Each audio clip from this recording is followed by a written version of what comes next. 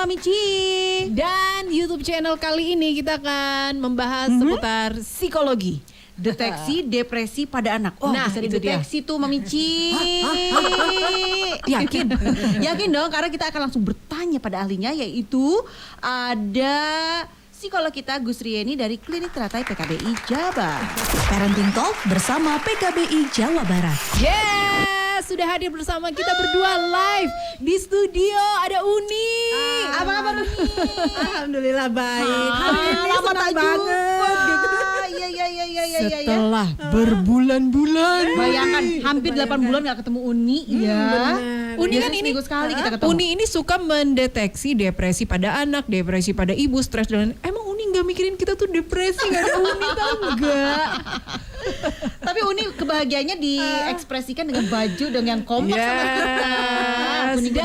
Kuning ya. Untuk semuanya kita akan hadir di YouTube channelnya Mom and Kids Radio. Nanti Jangan lupa harus subscribe dulu. subscribe ya, like and comment. Oke, siap ya.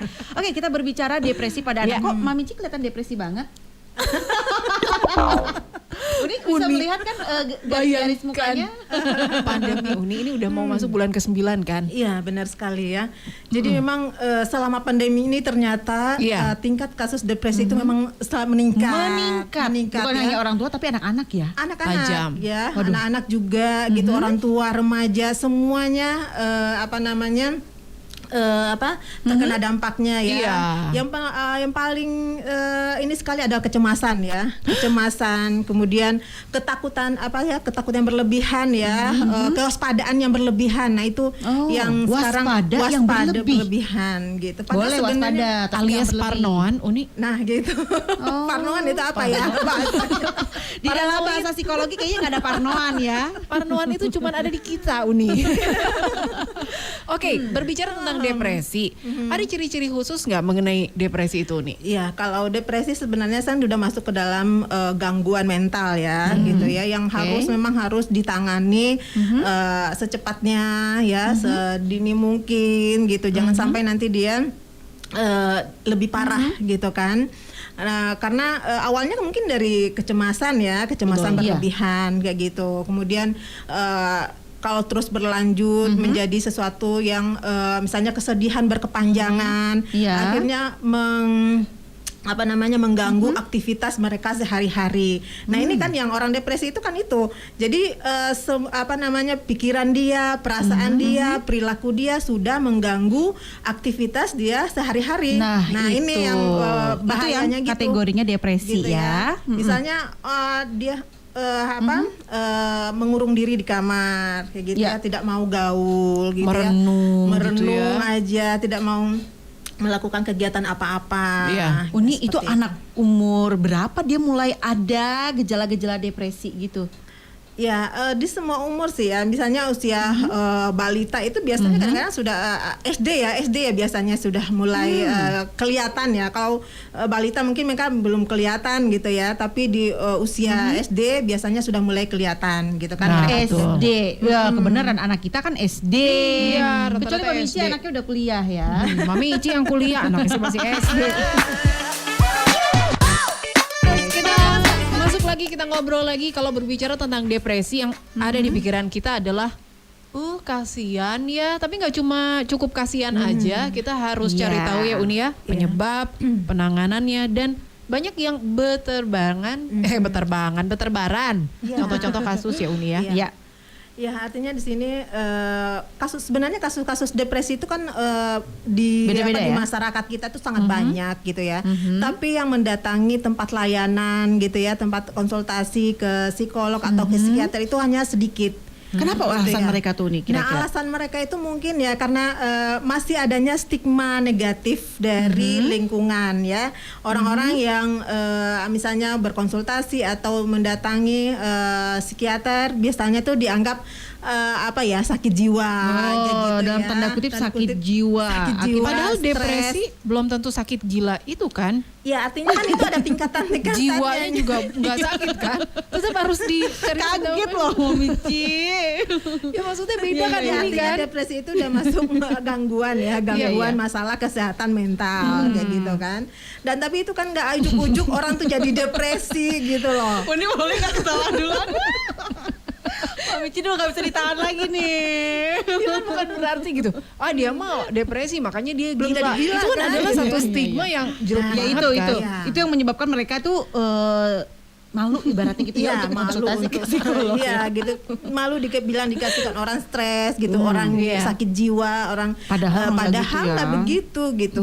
Itu ada yang kalau misalnya mereka sadar ya, bahwa mereka mengalami gangguan emosional aja dulu ya, yang mereka rasakan ya, sudah mengganggu aktivitas mereka sehari-hari. Terus mereka datang berkonsultasi, itu bisa sembuh gitu. Orang depresi aja yang sampai bunuh diri aja pun kadang-kadang kalau mereka mendapat penanganan yang tepat itu masih bisa nggak jadi diselamatkan gitu kan. Iya iya iya. Nah, tadi Uni sempat cerita bahwa Uni juga pernah menangani anak dengan kondisi depresi ya. Iya. Nah, itu jenis kelaminnya apa, usia berapa, terus penanganannya kepada anak itu seperti apa, Uni? Iya, waktu itu anaknya perempuan gitu ya. Ya udah masuki remaja lah ya, kayak gitu ya. Jadi apa namanya? Memang tipikal anaknya itu pendiam, tidak bisa Oke. mengungkapkan perasaannya, sulit ya.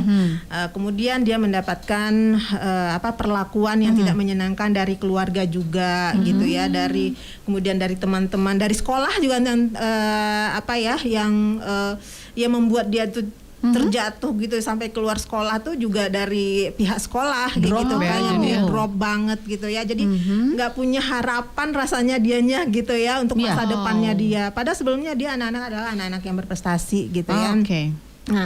Nah, setelah kita gali semuanya, akhirnya kan kita melakukan konseling keluarga juga. Ya tidak bisa anaknya saja Oke. gitu kan yang kita tangani. Ternyata pola yang dilakukan oleh orang tua gitu juga salah gitu kan. ini orang tua membuat ya. anak misalnya terlalu banyak kritik kayak gitu ya. Kemudian ya menjatuhkan harga diri anak, ya konsep diri anak menjadi negatif kayak gitu. Dia nggak punya rasa percaya diri untuk ke lingkungan seperti itu gitu kan. Menghadapi orang jadi tidak berani.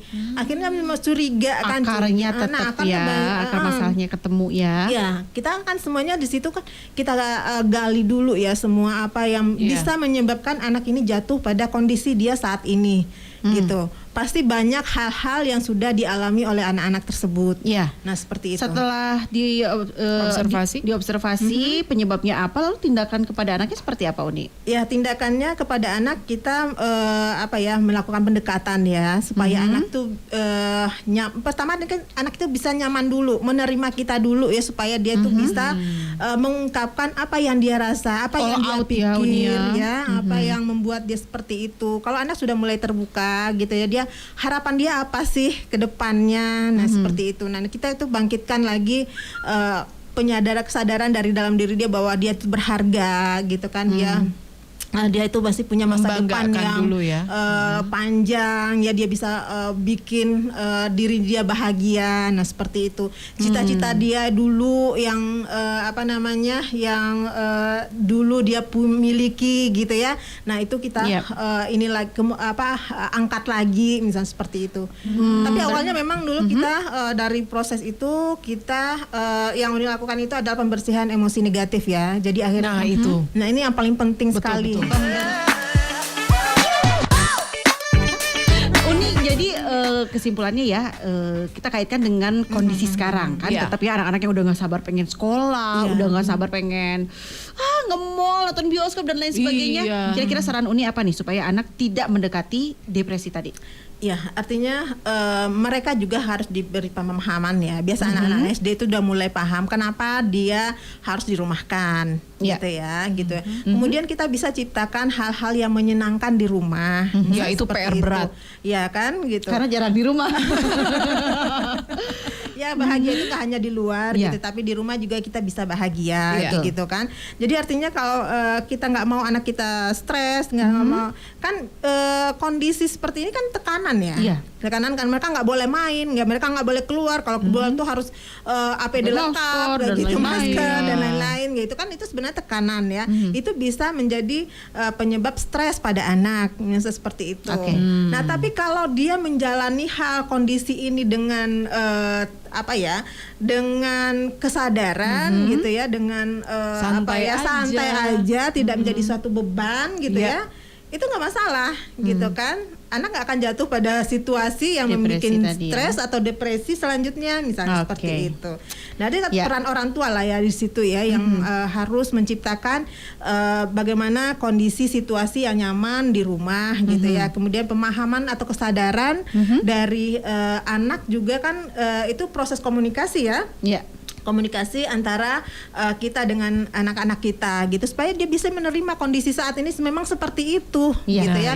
Kadang-kadang orang tuh menjadikan situasi ini menjadi sesuatu yang mencekam gitu ya, sesuatu yang alasan untuk marah-marah, alasan untuk gitu. gabut dan lain-lain gitu ya. Oke. Puas Mbak Mici kok kayak mikir keras gini? Puas. Ini banyak sekali poin-poin yang harus kita lakukan di rumah. Makanya jangan cemas berlebih gitu ya. Selain membuat anak menjadi stres, depresi, asam lambung juga naik ya Uni ya, kecemasan berlebih itu kan Karena bisa depresi GERD itu loh. juga ini ya, tidak hanya menyerang mental dan perilaku, tapi juga fisik. Itu banyak keluhan-keluhan kayak misalnya lambung, sakit kepala, betul, sakit perut, gatal-gatal gitu ya. Itu semua bisa dari itu tadi, stres tadi gitu. Saling berkaitan, Mami. Oke, dan buat Mami yang pengen tahu kemana nih harus menghubungi Uni kalau misalnya akan berkonsultasi langsung, Uni akan langsung kasih tahu ya. Silakan. Ya, kalau nanti yang mami-mami yang pengen konsultasi lebih lanjut bisa menghubungi Uni di 0812 2173 1496. Salah 1498. Nggak apa-apa, diulang aja nggak apa-apa. 0812 2173 1468. Yang tadi Uni nomor telepon siapa? Nomor telepon sahabat. Suami, nanti teleponnya ke suami Uni. Atau juga bisa menghubungi Klinik Trata PKBI di Jalan Soekarno-Hatta nomor 496. Oke, lengkap sudah informasinya dan terima kasih Uni atas kedatangannya. Mudah-mudahan nanti rutin bisa terus ke studio. Betul. Uni ya. Semoga Uni sehat selalu. Amin. Begitu juga Mami yang sudah menonton dan mendengarkan kita. Semoga menginspirasi buat kita semua. Dan jangan lupa Mami, like, comment, and subscribe YouTube channelnya Mom and Kids Radio. Banyak sekali info-info yang bermanfaat. Kalau gitu Mami Ci, ini siapa ini? Mamita ya, pamit. Ini Mami Ci ya. Ya udah, kalau gitu kita pamit yuk. Topik-topik berikutnya. Dadah. Hai Mom, saya psikolog klinik dari Klinik PKBI Jawa Barat. Ikutin terus Parenting Talk bersama Mamita dan Mami Ci di Mommy and Me.